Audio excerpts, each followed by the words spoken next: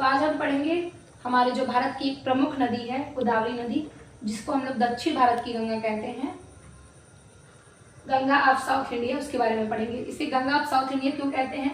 क्योंकि जिसकी लंबाई है, इसका जो वाटर होल्डिंग कैपेसिटी है, इसका जो सिंचित क्षेत्र है, ये प्रमुख मानी जाती है दक्षिण भारत के लिए, इसीलिए हम लोग को इसको दक्षिण भारत की गंगा कहते हैं। जैसे उत्तर भारत में गंगा नदी को एक प्रमुख स्थान दिया गया है, उत्तर भारत की पवित्र नदी मानी जाती है क्योंकि इसका सिंचित क्षेत्र जो है वो बहुत विशाल है। उसी तरह दक्षिण भारत में भी गोदावरी नदी का सिंचित क्षेत्र बहुत विशाल है।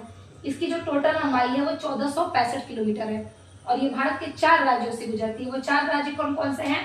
महाराष्ट्र, आंध्र प्रदेश, तेलंगाना और छत्तीसगढ़।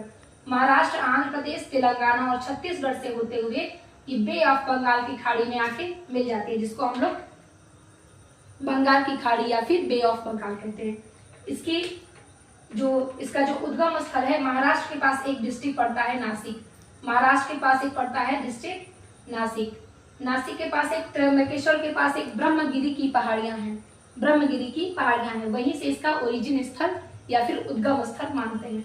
और यहाँ से होते हुए तेलंगाना, आंध्र प्रदेश राज्य से होते हुए, छत्तीसगढ़ से होते हुए ये बंगाल की खाड़ी में जाके गिर जाती है। तो ये हमारे पूरे भारत में 4 राज्यों को छूती है, छूते हुए हमारे बंगाल की खाड़ी में गिर जाती है। इसकी टोटल जो लंबाई है वो 1465 किलोमीटर है। दक्षिण भारत की गंगा कहते हैं, गंगा ऑफ साउथ इंडिया। इसकी जो 3 प्रमुख ट्रिब्यूटरीज हैं, जिसको सहायक नदियां कहते हैं। हर एक नदी की, गंगा नदी की भी बहुत सारे सहायक नदियां हैं, तो इसी तरह गोदावरी नदी की भी 3 प्रमुख सहायक नदियां। उसमें से जो है कौन कौन सी है? प्राणहिता, इंद्रावती और सबरी, 3 इसकी जो है प्रमुख सहायक नदियां हैं। जिसमें से जो इंद्रावती नदी है, इंद्रावती नदी पे एक नियाग्रा जलप्रपात, नियाग्रा वाटरफॉल्स बना हुआ है, जो वहाँ का एक प्रमुख जलप्रपात है। और इसी नियाग्रा जलप्रपात पे त्र्यंबकेश्वर ज्योतिर्लिंग, हमारे भारत में टोटल 12 ज्योतिर्लिंग है, तो 12 ज्योतिर्लिंग में से एक जो त्र्यंबकेश्वर ज्योतिर्लिंग है वो इसी ही नियाग्रा जलप्रपात पे बना हुआ है, जो कि हमारा नासिक में है।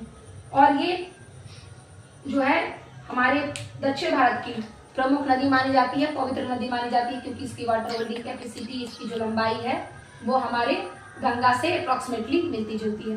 तो इसमें हम गोदावरी नदी के बारे में पढ़े।